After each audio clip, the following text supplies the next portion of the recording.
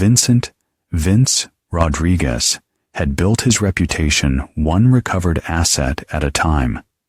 At 42, his broad shoulders and weathered hands told the story of a man who'd spent 2 decades in the trenches of asset recovery and private investigation. What others saw as dirty work, Vince saw as justice, returning stolen property to rightful owners, tracking down deadbeats who thought they could disappear with other people's money. His office sat in a strip mall between a bail bondsman and a pawn shop, but the framed licenses on his wall told a different story. Licensed private investigator, certified asset recovery specialist, and a dozen commendations from grateful clients whose lives he'd helped rebuild. Vince took pride in operating within the law, even when others in his field cut corners. At home, however, his world was crumbling in ways his professional skills couldn't fix. Tiffany, his wife of 18 years, had grown increasingly distant. Their 16-year-old son, Dylan, barely acknowledged his existence, spending most evenings locked in his room or at friends' houses. The family dinners that once filled their suburban home with laughter had become exercises in awkward silence. Vince attributed the distance to typical teenage rebellion and the stresses of Tiffany's real estate career. He worked long hours tracking down skips and serving papers, often returning home to an empty house with a note about leftover dinner in the fridge. He told himself this was temporary, that his family understood his work was necessary, even if they didn't always appreciate the late nights and weekend calls. The irony wasn't lost on him that a man who specialized in uncovering deception could be so blind to what was happening under his own roof. Vince had developed an instinct for reading people, for spotting the tells that revealed hidden truths. But love, he would later realize, could make even the most observant man willfully blind. His relationship with Dylan had always been complicated. The boy had inherited his mother's refined features and her disdain for anything she considered beneath their social aspirations. Tiffany had always been image conscious, joining the country club and hosting dinner parties with other real estate professionals. She'd made subtle comments over the years about Vince's rough work, suggesting he could do better, be better. Vince remembered the exact moment he realized how deep the problem ran. He'd come home early from a surveillance job, hoping to catch Dylan's basketball game. Instead, he found his son on the phone telling someone he couldn't invite them over because, "My dad's probably home, and trust me, you don't want to meet him." The words stung more than Vince cared to admit. The shame in Dylan's voice cut deeper than any physical blow Vince had ever taken. That night, lying in bed next to Tiffany as she scrolled through her phone, Vince wondered when he'd become the villain in his own family's story. He provided for them, protected them, and lived an honest life according to his own moral code. Yet somehow, he'd become a source of embarrassment. He should have recognized the signs then. The way Tiffany's eyes lit up when her phone buzzed. How she'd started working late showings 3 nights a week. The expensive clothes that appeared in her closet without explanation. But Vince was focused on a particularly difficult case involving a luxury car theft ring, and he trusted his wife implicitly. Trust, Vince would soon learn, was a luxury he could no longer afford. The first crack in Vince's carefully constructed world came on a rainy Tuesday in March. He'd been tracking a skip named Tommy Chun, who'd vanished with an $85,000 Porsche, and the trail had gone cold in the downtown business district. Frustrated and soaked from hours of surveillance, Vince decided to grab coffee from the hotel lobby where Chun's last known associate worked. That's when he saw her. Tiffany was in the hotel bar, but she wasn't alone. She sat across from Brad Hoffman, a sleek investment advisor who tried to recruit Vince's clients with promises of legitimate wealth-building schemes that Vince immediately recognized as barely legal pyramid plans. Brad was everything Vince wasn't. Smooth, wearing an expensive suit, the kind of man who sold dreams instead of delivering hard truths. Vince watched from behind a marble pillar as his wife laughed at something Brad said, her hand covering his across the small table. The intimate gesture sent ice through Vince's veins. This wasn't a business meeting or casual friendship. The way Tiffany leaned forward, the soft smile Vince hadn't seen in months. It was unmistakably romantic. For 30 minutes, Vince observed them with the same methodical precision he used on surveillance jobs. He noted the expensive bottle of wine, a vintage Tiffany had claimed they couldn't afford for their anniversary. He watched Brad pay the check with a black credit card. He saw him help Tiffany with her coat and noticed how she didn't pull away when his hand lingered on her back. They left separately, but not before Brad handed Tiffany something, a key card. Vince realized what was happening. His wife waited exactly 5 minutes before following. The rational part of Vince's mind cataloged the evidence. The lies about working late, the new clothes, the emotional distance. But his heart, the part that still remembered falling in love with Tiffany's ambition and grace, desperately wanted an innocent explanation. He went home and waited. Tiffany returned at 11:30 p.m. with a rehearsed story about showing a property to out-of-town clients. She spoke without meeting his eyes, quickly heading to shower off what she claimed was the musty old house smell. Vince said nothing, filing away her deception like evidence in a case file. Over the next 2 weeks, Vince conducted the most painful investigation of his career. He followed his own wife, documented her lies, and slowly constructed an airtight case of infidelity.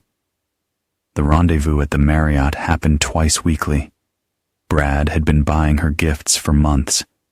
Jewelry she claimed came from successful sales commissions. Dinners at restaurants, she said, were client meetings. The final piece of evidence came when Vince installed a small GPS tracker on Tiffany's car, the same device he used to track assets for recovery. The data showed a pattern of visits to Brad's upscale condo, sometimes lasting entire afternoons while Dylan was at school and Vince was working. But the betrayal that cut deepest wasn't just the affair itself. It was what Tiffany had been telling Dylan about his father. Vince discovered this when he overheard a phone conversation between his wife and son. Dylan was asking why he couldn't bring friends over, and Tiffany's response made Vince's blood run cold. "Because your father's work associates are dangerous people, honey. He deals with criminals and tough characters all day. I don't want that element around our home." She was poisoning their son against him, painting his legitimate business as something sinister. In Dylan's mind, his father wasn't a licensed professional helping people recover their stolen property. He was some kind of criminal himself. That night, Vince made 2 decisions that would shape everything to come. First, he would divorce Tiffany and ensure she got nothing in the settlement. Second, he would make both her and Brad pay for their betrayal in ways that went far beyond legal proceedings. In his line of work, Vince had learned that some people only understood consequences when they came with interest. The confrontation came on a Thursday evening in April. Vince spent weeks building his case, photographing Brad's condo, documenting their meetings, and preparing evidence that would make denial impossible. He chose his moment carefully. Dylan was at basketball practice, giving them privacy for what needed to be said. Tiffany was in the kitchen preparing dinner with unusual attention to detail. Vince recognized the guilt, cooking an elaborate meal, just as she always did when her conscience bothered her. He placed a manila folder on the granite counter between them. "Open it," he said simply. Tiffany's face went pale as she flipped through the photographs. There she was, entering Brad's building, getting into his car, kissing him goodbye in the hotel parking garage. The timestamps showed the exact dates she'd claimed to be showing properties or attending real estate seminars. "Vince, I can explain." "No." His voice was quietly lethal. "You can pack tonight. You don't understand. Brad and we weren't planning this. It just happened. And I was going to tell you when? After you turned our son completely against me? After you'd stolen half of everything I've worked for?" Vince pulled out a recording device. "Or maybe after you'd finished telling Dylan that his father is a criminal?" He pressed play, and Tiffany listened in silence as her own voice filled the room, poisoning their son's mind. The lies about Vince's work, the subtle implications that he was dangerous, the way she'd systematically eroded Dylan's respect for his father, it was all there, undeniable and raw. "That's not what I meant," she whispered, tears brimming at the corners of her eyes. "It's exactly what you meant. You wanted Dylan to choose sides, and you made sure he'd choose yours." Vince's voice remained steady, but his hands were clenched tight. "Pack your things. I'm filing for divorce tomorrow." The sound of the garage door interrupted them. Dylan was home early, his basketball bag slung over his shoulder as he walked into the kitchen. He took in the scene, his mother's tears, the photos scattered on the counter, his father's rigid posture. "What's going on?" Dylan asked, though his defensive tone suggested he already knew. Tiffany moved quickly, gathering the photographs. "Your father is having one of his episodes again. He's been following me, taking pictures like some kind of stalker." Vince watched in amazement as his wife twisted the truth yet again. In Dylan's eyes, he saw the boy's worldview crystallize. His unstable father was harassing his poor mother. "Is this about your work?" Dylan's voice carried disgust. "Mom told me what you really do. You're a thug who threatens people for money." "Dylan, that's not. I've seen your clients, Dad. Criminals and lowlifes. You repossess people's cars when they can't pay loan sharks. You serve court papers to people who are already down. You make money off other people's misery." Each word was a carefully planted seed of Tiffany's deception, now blooming into full-blown hatred. Vince realized his wife had been planning this for months, systematically turning Dylan against him before revealing her affair. "Son, I help people recover what's been stolen from them. I work with banks, legitimate businesses." Dylan cut him off with a sound of disgust. "Stop lying. Mom told me the truth. You disgust me." The boy turned and spat at his father's feet before storming upstairs. The gesture was so unexpected, so filled with contempt, that Vince stood frozen. In 18 years of fatherhood, he'd never imagined such a moment possible. Tiffany's expression was almost triumphant. "You see, even Dylan knows what kind of man you really are." That's when Vince's careful control finally snapped. His voice, when it came, was barely above a whisper, but it carried the promise of destruction. "You have no idea what kind of man I really am, but you're going to learn." Within 2 hours, Tiffany was gone, taking Dylan with her. The house that had once been filled with family photos and shared memories became a monument to betrayal. But Vince didn't mourn. He planned. In his study, surrounded by case files and surveillance equipment, Vince began constructing the most comprehensive revenge scheme of his career. Tiffany and Brad thought they'd won, but they'd merely triggered something far more dangerous than they could imagine. Vince Rodriguez had spent 20 years learning how to find people who didn't want to be found, how to make the guilty pay for their wrongdoings, and how to ensure justice was served even when the system failed. Now he was going to use every skill, every contact, and every ruthless instinct he had developed to destroy the people who had betrayed him. 2 years of silence stretched between father and son like a chasm filled with poison.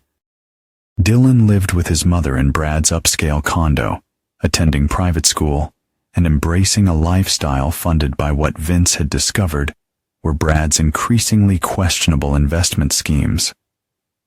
The boy had not spoken a single word to his father since that terrible night, refusing phone calls, returning letters unopened, and treating Vince like a dangerous stranger whenever forced encounters occurred during court-ordered visitation attempts. Vince's divorce had been swift and brutal. His meticulous documentation of Tiffany's affair, combined with evidence of her systematic alienation of Dylan, had limited her settlement severely. But the legal victory felt hollow when weighed against the loss of his son's love and respect. During those long months, Vince threw himself into his work with renewed intensity.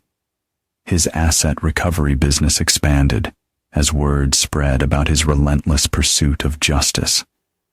Insurance companies sought him out for their most difficult cases.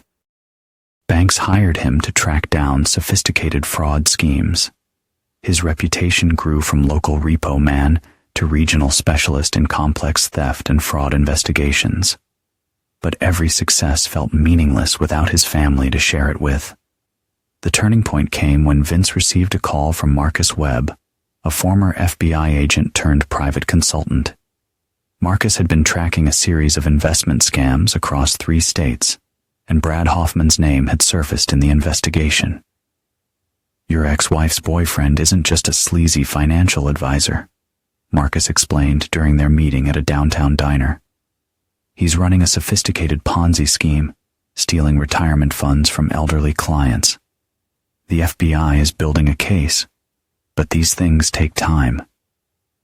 Vince absorbed this information with professional detachment, though inside he felt a familiar stirring, the predatory instinct that made him so effective at his job. "How much time?" he asked. "Could be years before they have enough evidence for arrests. Meanwhile, he's still taking money from new victims." Marcus stirred his coffee thoughtfully. "Funny thing about federal investigations, they move slow, but private citizens can sometimes help speed things along by providing additional evidence." Those words lit a spark in Vince's mind, setting the stage for what came next. The implication was clear, and Vince began formulating plans that very night. Over the following months, he carefully inserted himself into Brad's operation, not as Vincent Rodriguez, the repo man, but as Vincent Ross, a wealthy small business owner looking to invest his substantial cash reserves. Vince had learned the art of disguise and false identity through years of surveillance work, and he used every skill to become the perfect mark. Brad's arrogance made him an easy target.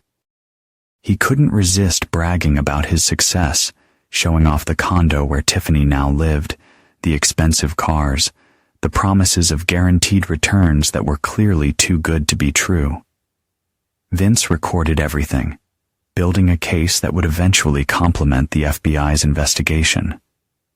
But evidence gathering was only part of his plan. Vince also began systematically undermining Brad's relationships with key clients, using his network of contacts to spread carefully placed doubts about the investment firm's stability. He created financial pressure by ensuring Brad's legitimate business ventures faced increased scrutiny from regulatory agencies. Most importantly, he started planting seeds that would eventually turn Brad and Tiffany against each other. The beauty of Vince's approach was its invisibility. To outside observers, Brad was simply experiencing a run of bad luck, a few major clients withdrawing their investments, some unexpected regulatory audits, minor technical problems with his computer systems that caused embarrassing glitches during important presentations. Meanwhile, Dylan continued to refuse all contact with his father. The boy had grown taller, more confident in his new environment, but also harder in ways that concerned Vince when he caught glimpses of his son around town. Dylan seemed to be embracing the easy morality of Brad's world, where success justified any means and money solved every problem. On Dylan's 17th birthday, Vince sent a gift, a vintage baseball glove that had belonged to his own father, accompanied by a letter explaining its history and significance. The package was returned unopened, with refused stamped across it in Dylan's handwriting. That night, sitting in his empty house with a rejected gift beside him, Vince made a final decision about his son. Love without respect was worthless. Trust, once broken, could never be fully repaired. Dylan had chosen his side, and Vince would honor that choice. When his revenge against Tiffany and Brad reached its climax, Dylan would be old enough to understand the truth. But understanding wouldn't earn him forgiveness. Some betrayals cut too deep, lasted too long, and caused too much damage to ever be forgotten. Vince had learned that lesson from his own father, a man who'd spent 30 years as a Detroit police detective. In this world, son, his father had told him, loyalty is the only currency that matters. Betray it once, and you're bankrupt forever. As Dylan's 18th birthday approached, Vince put the final pieces of his plan into motion. Everything was ready. The evidence, the pressure points, the carefully orchestrated series of events that would bring Brad's world crashing down and expose every lie Tiffany had built her new life on. The only question remaining was whether his son would finally learn the price of choosing the wrong side. Brad Hoffman's world began unraveling on a Tuesday morning in October, 3 weeks before Dylan's 18th birthday. The first domino fell when the Securities and Exchange Commission arrived at his office with a warrant to seize financial records. The second fell when his largest client, Mrs. Eleanor Patterson, an 80-year-old widow who'd invested her entire life savings, suffered a heart attack upon discovering her accounts had been drained. Vince watched the chaos unfold from his surveillance van across the street, photographing federal agents carrying boxes of evidence from Brad's building. 2 years of meticulous planning were finally bearing fruit. Though the authorities had no idea how much help they'd received from an anonymous tipster who'd provided them with a roadmap to Brad's criminal enterprise. The beauty of Vince's approach was its legitimacy. Every piece of evidence he'd gathered was real, every financial record genuine. He hadn't framed Brad so much as exposed him, simply accelerating an investigation that would have eventually reached the same conclusions. By noon, local news stations were running stories about the investment scam. By evening, Brad's face was on every channel as the FBI announced charges of securities fraud, elder abuse, and wire fraud across multiple jurisdictions. The estimated losses exceeded $12 million, with more victims coming forward every hour. Tiffany called Vince that night for the first time in 2 years. "You did this?" she accused, her voice shaking with rage and fear. "Somehow you orchestrated this whole thing." "I have no idea what you're talking about," Vince replied calmly. "I'm a repo man, remember? Just a tough guy who threatens people for money. How could someone like me bring down a sophisticated financial operation?" He could hear her breathing heavily, probably pacing around Brad's condo, the same condo that would soon be seized as evidence of criminal proceeds. "Brad says you've been asking questions about him around town. He thinks you're working with the FBI." "Brad thinks a lot of things," Vince said. "Like that he could steal millions of dollars without consequences." He paused. "How's Dylan handling the news that his hero is a criminal?" The silence stretched long enough that Vince wondered if she'd hung up. "Dylan doesn't know yet," she finally admitted. "He's at a friend's house. I haven't told him." "Interesting. So, you're still lying to our son, even when the truth is on every news channel in the city." Vince's voice hardened. "Tell me, Tiffany, when you were poisoning Dylan against me, did you ever mention that Brad was stealing money from elderly people? Did you explain that the expensive lifestyle you've been enjoying was built on other people's misery?" "We didn't know," she protested. "You didn't want to know. There's a difference." Vince heard a car door slam in the background. "Sounds like Brad's home. You might want to ask him about the Cayman Islands account where he's been hiding money, or the fake passport the FBI found in his safe. I'm sure he has perfectly innocent explanations for everything." He hung up before she could respond. The next morning brought fresh developments. Brad had been arrested trying to board a private plane to a non-extradition country, carrying $500,000 in cash and documents showing he'd been planning his escape for months. The discovery of his flight preparations destroyed any hope of claiming innocence, and the media coverage intensified. Vince received a call from Detective Sarah Kim, a contact from his legitimate business dealings. "Thought you'd want to know. Your ex-wife's boyfriend is looking at 20 to life. The feds have him cold on everything from fraud to conspiracy. Plus, they found evidence he was planning to clean out his remaining accounts and disappear permanently, leaving his girlfriend and her son behind." "Looks that way," she continued. "There's no evidence Tiffany knew about the illegal activities, but she's going to lose everything. The condo, the cars, even the jewelry, all purchased with stolen money. She'll be lucky if she doesn't face charges as an accessory." That evening, Vince drove past Brad's building and saw moving trucks outside. Tiffany and Dylan were loading their belongings, returning to the modest apartment complex where Tiffany had been forced to rent after losing access to Brad's assets. The boy looked confused and angry, probably still not understanding how his comfortable world had collapsed so suddenly. But Vince's plan was far from complete.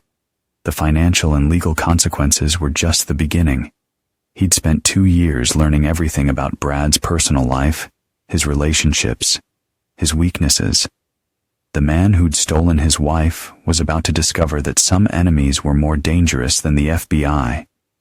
3 days after Brad's arrest, his elderly mother received a visit from concerned investors who'd lost their life savings in her son's scheme.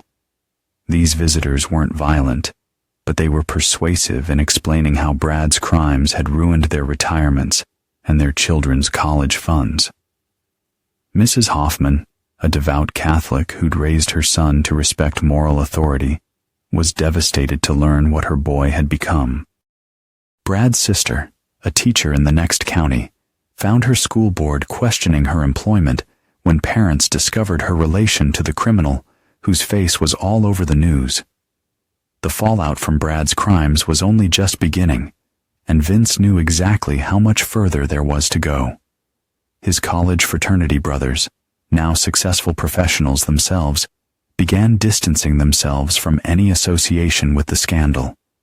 Every relationship Brad valued, every connection that had given his life meaning beyond money, was systematically poisoned by the truth of what he'd done.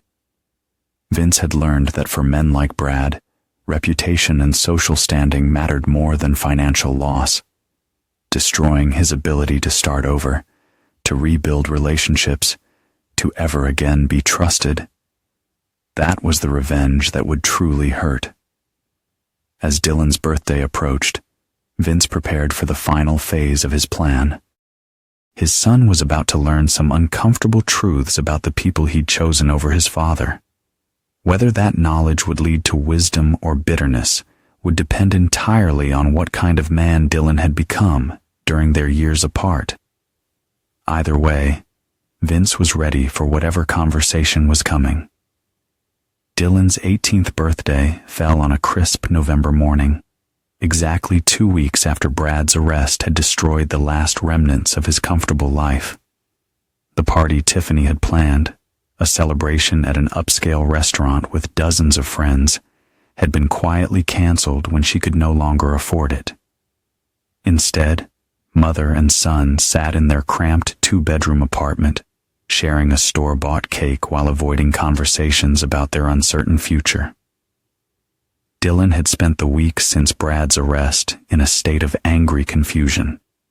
The man he'd looked up to as a successful role model had turned out to be a criminal whose crimes were detailed nightly on the local news. The expensive lifestyle Dylan had enjoyed, private school, designer clothes, weekend trips, had all been purchased with stolen money from elderly victims who trusted Brad with their life savings. But what disturbed Dylan most was the growing realization that his father might have been right about Brad all along. The successful investment advisor had indeed been a criminal, just not the kind Dylan had been led to believe his father was. That afternoon, while Tiffany was out searching for a job, her real estate license had been suspended, pending investigation into her financial dealings with Brad. Dylan decided to search through the boxes of belongings they'd hastily packed when leaving Brad's condo. He was looking for his old laptop charger when he noticed a box he didn't recognize, tucked in the corner of his mother's closet. The box was heavier than expected, filled with documents and photographs dating back years. At first, Dylan thought he'd found Tiffany's business records. Then, he saw his father's name on several official documents and began reading more carefully. What he discovered changed everything. The box contained certificates and licenses proving his father's legitimate professional credentials: private investigator license, asset recovery specialist certification, Better Business Bureau commendations, and thank you letters from grateful clients. There were photographs of Vince receiving recognition from the state police for his assistance in recovering stolen vehicles, as well as letters from insurance companies praising his ethical conduct and professional results. But most damning of all were the recordings. Dylan found a small digital recorder containing conversations between his mother and Brad dating back 3 years.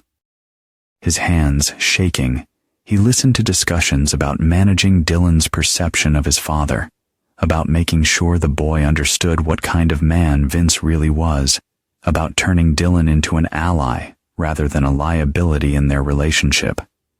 In one particularly devastating recording, Brad's voice was clear. "The kid worships you, Tiffany. If you tell him his father is dangerous, he'll believe it. Kids that age need simple explanations for complex situations. Make Vince the villain, and Dylan will never question why you left him." Tiffany's response made Dylan physically ill. "Vincent's work does give us some ammunition. Repo men and debt collectors aren't exactly prestigious careers. I can exaggerate the worst aspects, make it sound more criminal than it is. Dylan's young enough to believe what I tell him about his father's associates and clients." The recordings revealed months of calculated manipulation. His mother had systematically poisoned his mind against his father, feeding him lies designed to make him choose sides in a conflict he had been too young to understand. Every conversation Dylan remembered about his father's dangerous work had been a deliberate deception, crafted to ensure his loyalty when Tiffany's affair was eventually discovered. But the worst revelation came in a recording made just days before the confrontation that had destroyed their family. Brad's voice was excited as he described his exit strategy. "When this whole thing comes apart, and it will eventually, I'll have enough money hidden offshore to disappear completely. New identity, new life. The key is making sure no one suspects I'm planning to run." "What about Dylan and me?" Tiffany asked. "What about you? You're a beautiful woman with marketable skills. You'll figure something out." Dylan sat in stunned silence as the recording continued, revealing Brad's plan to abandon them once his criminal scheme unraveled. The man who'd been presented as a loving stepfather figure had never intended to include them in his escape plan. They were simply conveniences, useful for maintaining his respectable facade until he could vanish with his stolen millions. The final recording was the most recent, made just before Brad's arrest. His voice was panicked as he discussed accelerating his exit timeline. "The FBI is asking questions," he said, his voice taut with fear. "I need to liquidate everything and get out of the country within the week. Don't tell Dylan anything until I'm gone. Let him think I'll send for you both once I'm settled." Dylan realized that if his father hadn't somehow exposed Brad's crimes, his mother would still be waiting for a rescue that was never coming.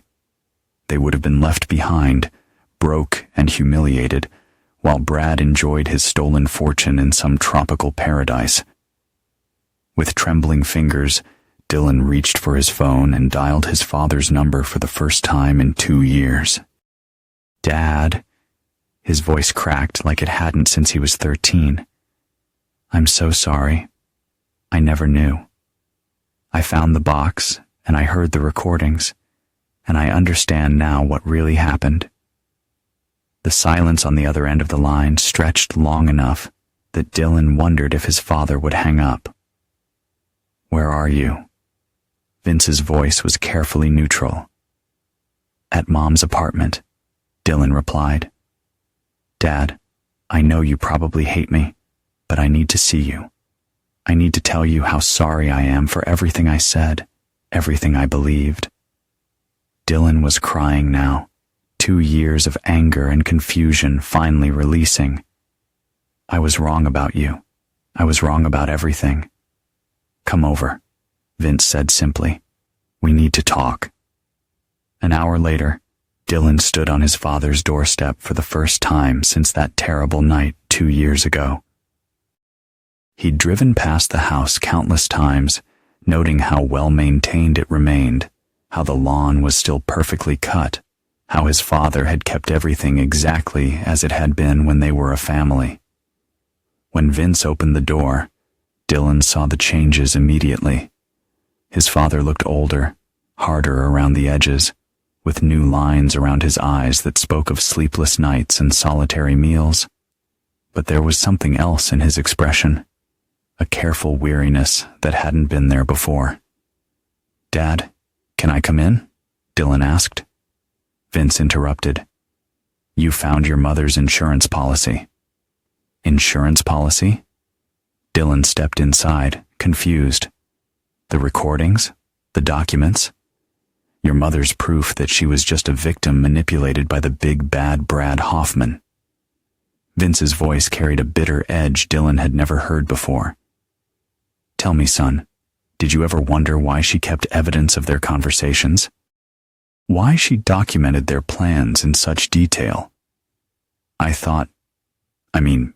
Maybe she was protecting herself." Vince smiled, but there was no warmth in it. "Your mother is many things, Dylan, but she's not stupid. She knew Brad was dirty from the beginning. Those recordings weren't accidental. They were insurance in case she ever needed to prove she was an innocent victim instead of a willing accomplice." The words hit Dylan like physical blows. "What are you saying?" "I'm saying you still don't know the whole truth about what your mother really is." Dylan's high school trophies sat on the bookshelf. Everything was preserved exactly as it had been the night Dylan had spat at his father's feet. "You're lying," Dylan said, but his voice lacked conviction. "Mom was manipulated by Brad. She didn't know about his crimes." Vince walked to his desk and pulled out a thick folder. "Sit down, son. It's time you learned who your mother really is." For the next hour, Dylan's world collapsed again as his father systematically destroyed every remaining illusion about Tiffany's innocence. Bank records showed she'd been helping Brad move money through shell accounts for over a year before their affair became physical. Real estate transactions revealed properties purchased with fraudulent loans, then flipped to launder Brad's stolen funds. Email exchanges proved she'd recruited several of her elderly clients to invest with Brad, earning substantial kickbacks for each referral. "Your mother wasn't Brad's victim," Vince explained quietly. "She was his business partner. The affair was secondary to their financial crimes. Dylan studied a photograph of his mother leaving a bank in the Cayman Islands, time-stamped 3 months before Vince discovered the affair. Why didn't the FBI arrest her too? Because I made sure they didn't have enough evidence. Your mother's insurance policy worked both ways. Her recordings proved she was complicit in the planning, but they also gave me leverage over her. Vince's expression was grim. I protected her from federal charges, Dylan, not out of love, but because I didn't want my son visiting his mother in prison. The revelation hit Dylan like a physical blow. His father had saved his mother from arrest, despite her betrayal, despite the lies she'd told about him, despite everything she'd done to poison Dylan against him. I don't understand, Dylan whispered. If you knew all this, why didn't you just expose her from the beginning? Because exposing her would have exposed you to the truth about what kind of woman raised you. I hoped. Vince paused, choosing his words carefully. I hoped you'd eventually see through her lies on your own. I never wanted you to discover your mother was a criminal. Dylan felt tears burning his eyes. You protected me, even after I treated you like garbage for 2 years. You were my son. That meant something, even when you didn't act like it.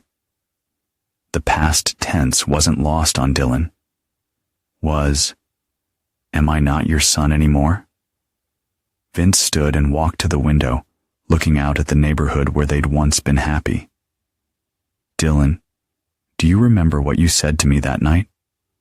Not just the words, but the contempt in your voice, the disgust on your face. Dylan's stomach clenched with shame. Dad, I was 16. I was confused and angry, and Mom had been filling my head with lies for months. I didn't understand. You spat at me. Vince's voice was barely above a whisper. My own son, the boy I protected and provided for his entire life, spat at me because his mother convinced him I was unworthy. Vince's voice trembled with emotion.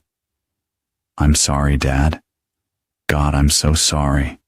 I was young and stupid, and for 2 years you wouldn't speak to me, wouldn't answer my calls, wouldn't read my letters. You returned my gifts unopened and refused to see me, even when court orders said you had to. Vince turned back to face his son. I watched you embrace Brad as a father figure while treating me like a stranger.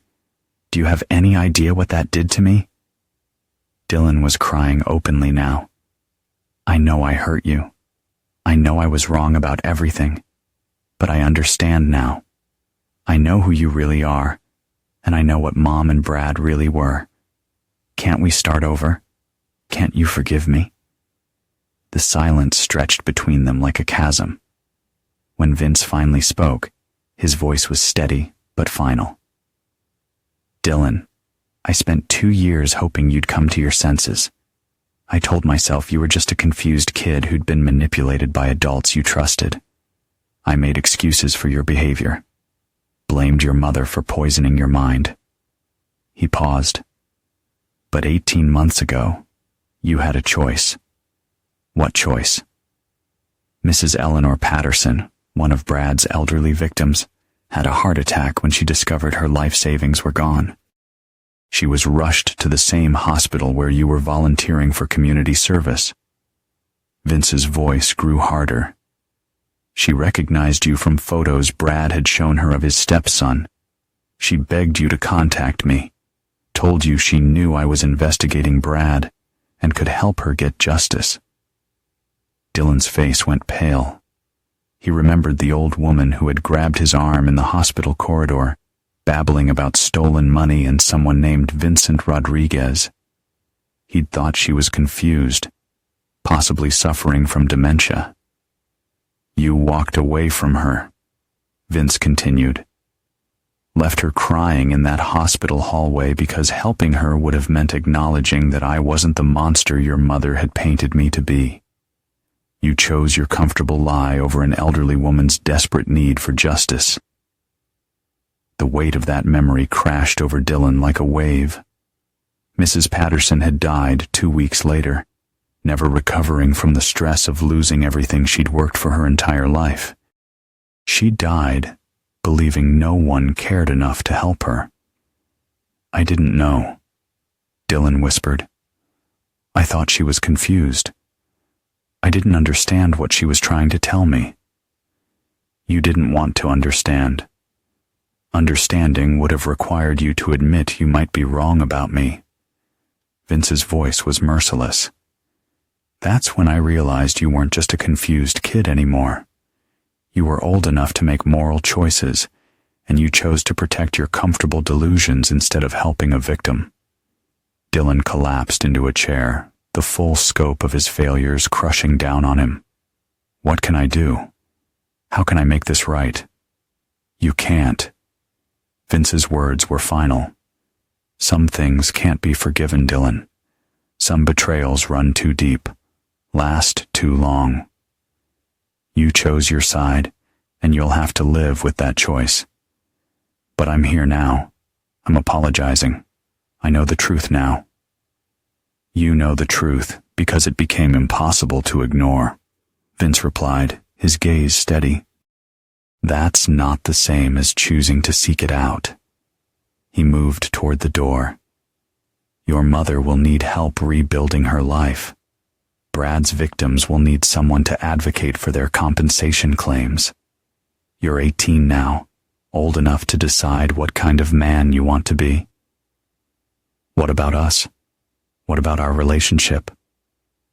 Vince paused at the door, his hand on the knob. "I loved you more than anything in this world, Dylan. That love cost me everything. My marriage, my family, my faith in the people I cared about most. I won't make that mistake again." "So that's it? You're just going to throw me away?" "I'm not throwing you away. I'm simply accepting that the son I raised died the night he spat at me and called me disgusting. You're a different person now, shaped by different values and different choices." Vince's voice softened slightly. "I hope you become a good man, Dylan. I hope you find peace and happiness. But you'll do it without me." Dylan sat in the empty house long after his father left, surrounded by the ghosts of his childhood and the weight of consequences he was only beginning to understand.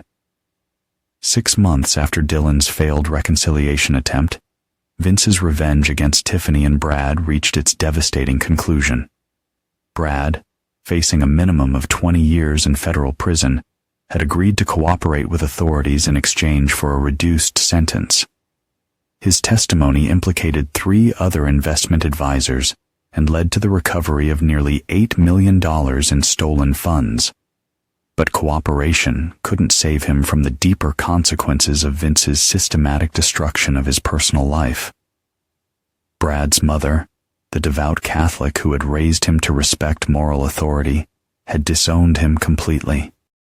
His sister lost her teaching position when the school board decided her family connection made her unsuitable for educating children about ethics and responsibility. His former fraternity brothers, successful professionals who valued their reputations above all else, not only distanced themselves, but actively worked to ensure Brad would never again be welcomed in their social circles. Most devastating of all, Brad's own victims had turned against him with a personal fury that went beyond simple justice. Mrs. Patterson's widowed sister, Dolores, had organized the elderly victims into a surprisingly effective advocacy group. They attended every court hearing, every parole consideration, every administrative review of Brad's case. Their testimonies, filled with personal details about medications they could no longer afford and grandchildren they could no longer help, ensured that Brad's crimes remained human rather than statistical. But Vince's masterpiece of revenge was more subtle and more permanent than public humiliation or legal consequences. Through careful manipulation of information and strategic pressure on key relationships, Vince had ensured that Brad would emerge from prison into a world where rehabilitation was impossible. Every future employer would know his history. Every potential romantic partner would discover his crimes. Every new city would hold someone who had heard his story. Tiffany's fate was just as complete. Though she'd avoided criminal charges thanks to Vince's intervention, she'd lost everything else. Her real estate license was permanently revoked for ethical violations. Her relationship with Dylan had deteriorated as the boy struggled with learning the truth about both his parents. Most importantly, she discovered that Vince had quietly purchased the debt on every credit card, car loan, and personal loan she'd taken out during her affair with Brad. "You own my debt?" Tiffany's voice was sharp with disbelief when she confronted Vince at his office 6 months after Brad's conviction. "Legally purchased from the original creditors," Vince confirmed, not looking up from his paperwork. "Standard business transaction. This is insane. You can't just buy someone's personal debt." "Of course I can. Debt is a commodity like any other asset. I've built a career on understanding how debt works." Vince finally met her eyes. "The question is whether you want to discuss reasonable payment terms or force me to pursue collection through less pleasant means." Tiffany's face was pale with a mixture of rage and fear. "You're doing this to torture me. I'm doing this because you owe money, and I'm in the business of collecting what's owed." Vince's voice was professionally neutral. "Your personal feelings about our past relationship are irrelevant to this business transaction. What do you want?" "Full payment of the outstanding balances, plus interest and collection fees. The total amount is currently just over $180,000. Vince slid a statement across his desk. "Or we can discuss a payment plan that will take approximately 15 years to complete, assuming you find steady employment." Tiffany stared at the numbers with growing horror. "I can't pay this. You know I can't pay this. Then perhaps you should have considered that before financing your lifestyle with Brad using credit you couldn't afford." Vince leaned back in his chair. "Of course, there is one other option." "What option?" "Complete financial disclosure, bank records, tax returns, employment history, even personal relationships that might affect your ability to pay. Standard procedure for high-risk debt collection cases." Vince's smile was razor-thin. "I'll need to verify that you're not hiding assets or receiving unreported income."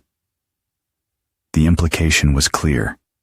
Vince would own every aspect of Tiffany's financial life for the next decade and a half.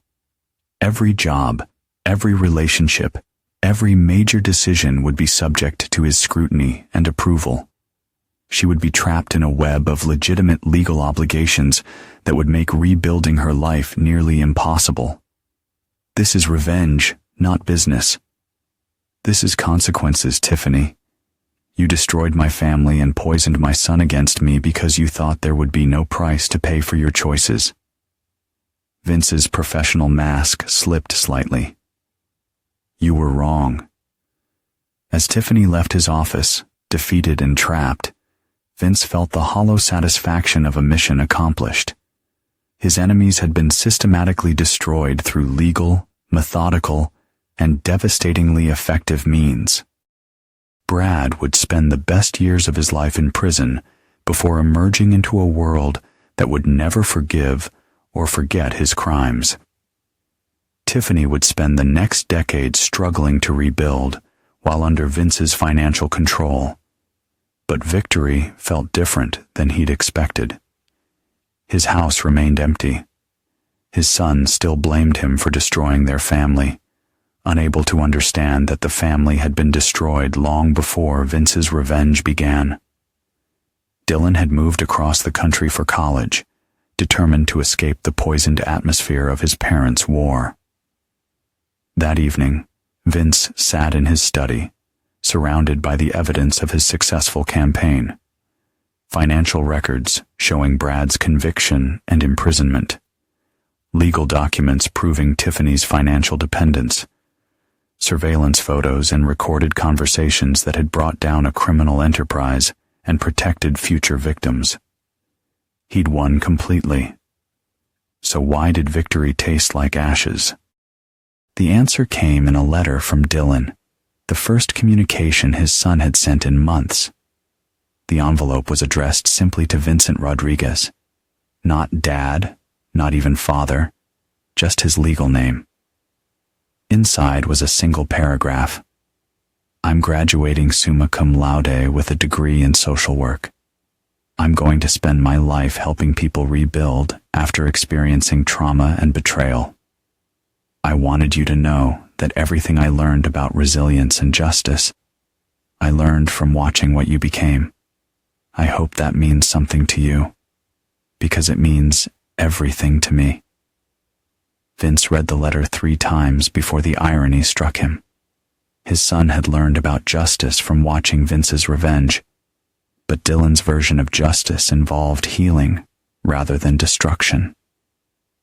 The boy had chosen to become everything Vince had once been, a protector, a defender of the innocent, instead of what Vince himself had become. For the first time in 3 years, Vince Rodriguez allowed himself to consider that perhaps some victories cost more than defeat. 3 years after Dylan's graduation letter, Vince Rodriguez sat in his office reviewing the quarterly reports from his expanding business empire. What had started as a simple asset recovery operation now included debt collection, private investigation, and financial consulting services. His methodical destruction of Brad and Tiffany had established his reputation as someone who never forgot a betrayal and always collected what was owed. The business success should have felt satisfying, but Vince found himself increasingly isolated in his victory. Brad remained in federal prison, his life and future effectively destroyed. Tiffany struggled through her payment plan, working 2 jobs to meet her obligations while under Vince's financial surveillance. And Dylan had vanished into his social work career, saving other people's families while avoiding any contact with his own father. The knock on his office door interrupted Vince's brooding. His secretary had left hours ago, and he wasn't expecting any clients. Through the frosted glass, he could see a tall figure that seemed familiar. "Come in," he called. Dylan entered, and Vince was struck by how much his son had changed. At 21, Dylan had filled out into a man with broad shoulders and steady eyes that reminded Vince painfully of his own father. But there was something different in Dylan's bearing, a quiet confidence that hadn't been there during their last devastating conversation. "Hello, Vincent," Dylan said formally. The use of his first name instead of Dad was deliberate, and Vince felt the calculated distance like a physical blow. "Dylan, this is unexpected. I need to tell you something, and then I need to ask you for something." Dylan remained standing, making it clear this wasn't a social visit. "I've been working with Mrs. Patterson's sister, Dolores, for the past 2 years. She runs a victim advocacy group for people who were scammed by predatory investment schemes." Vince nodded, wondering where this was leading. "Dolores told me about your help during the investigation, how you provided evidence, how you protected the victim's interests, even when the FBI wanted to focus on bigger fish." Dylan's voice was carefully neutral. "She also told me how you made sure Mom didn't face federal charges, even though you had evidence she was complicit in Brad's crimes. Your mother's imprisonment wouldn't have helped his victims recover their money," Vince replied quietly. "That's what Dolores said you told her. She also said you've been anonymously contributing to their compensation fund for 3 years." Dylan studied his father's face. "Why?" Vince was quiet for a long moment. "Because people like Mrs. Patterson deserve better than being sacrificed for my personal revenge." "So you did choose revenge over justice?" "Yes." The admission came without defensiveness or excuse. I chose to destroy the people who betrayed me instead of simply seeking justice for their crimes. I'm not proud of that choice, but I won't pretend I made it for noble reasons. Dylan seemed to relax slightly, as if Vince's honesty had confirmed something he'd hoped to hear. The thing I need to ask you involves Mom. Vince felt his jaw tighten. What about her? She's sick. Ovarian cancer stage 3. The medical bills are going to bankrupt her, even with insurance. Dylan met his father's eyes steadily. I want you to forgive her debt. The request hit Vince like a physical blow. After everything Tiffany had done, after the years of lies and betrayal and poisoning Dylan against him, his son was asking for mercy. Why would I do that? Because she's going to die, and her death shouldn't be spent in financial terror. Dylan's voice remained steady. Because you've already won, and adding her medical bills to the debt she owes you would be cruelty for its own sake. She poisoned you against me for 2 years. She helped Brad steal millions from elderly victims. She destroyed our family for money and status. Vince's voice was rising. Why should I show her mercy she never showed anyone else? Because I'm asking you to. The simple words carried more weight than any argument or emotional play. Dylan wasn't begging or demanding. He was making a direct request, man to man, with full knowledge of what it meant. And if I refuse, then you refuse. I'll find another way to help her with the medical expenses. Dylan shrugged. But I wanted to give you the chance to be the man I remembered from my childhood, instead of the man you became after she betrayed you. Vince felt something crack inside his chest. The man you remembered? You spat at that man and called him disgusting. I was 16 and fed a steady diet of lies by someone I trusted. Dylan's composure finally slipped, showing the pain underneath. I was wrong, Vincent. I was horribly, completely wrong about you. But being wrong doesn't erase the fact that I remember who you were before all this happened. That man was weak. He trusted people who didn't deserve it, and got destroyed for his naivete. That man was my father. He taught me right from wrong, how to stand up for people who couldn't defend themselves, how to keep your word even when it cost you something. Dylan's voice grew stronger. That man raised me to believe in justice over revenge, in protecting the innocent over punishing the guilty. And look where those values got him. They got him a son who spent the last 3 years trying to help people rebuild their lives after being victimized by predators. Dylan stepped closer. They got him a son who still believes in the principles he taught, even when he abandoned them himself. The accusation hung in the air between them. Vince realized his son wasn't just asking for mercy for Tiffany. He was offering Vince a chance to reclaim the man he'd been before betrayal had turned him into something harder and colder. If I forgive her debt, it doesn't change anything between us, Vince said finally. I'm not going to pretend the last 5 years didn't happen. I'm not asking you to. I'm asking you to make one choice based on who you used to be instead of who you became. Dylan paused. And I'm telling you that if you can make that choice, maybe there's hope for both of us. Vince walked to his window, looking out at the city where he'd built his reputation as a man who never forgave and never forgot. The choice Dylan was offering wasn't really about Tiffany's debt. It was about the kind of man Vince would be, going forward. It was about whether Vince could find his way back to the principles that had once defined him. Your mother will get a letter tomorrow canceling her debt, he said without turning around. But this doesn't earn her forgiveness, and it doesn't earn you a relationship with me. Some things can't be undone. When he turned back, Dylan was gone. On his desk was a business card for a victim advocacy organization, with Dylan's name and phone number written on the back. Vince picked up the card and studied it for a long time. His son had become the man Vince had once tried to be, someone who helped people rebuild instead of destroying them, someone who chose healing over revenge. For the first time in 5 years, Vince Rodriguez wondered if it was too late to learn from his own son's example. Outside his window, the city continued its relentless pace, full of people making choices between justice and revenge, between healing and destruction. Vince had made his choice long ago, and he would live with the consequences. But perhaps, in showing mercy to his greatest enemy, he'd taken the first step toward finding his way back to the man his son still remembered, the man who'd been strong enough to forgive,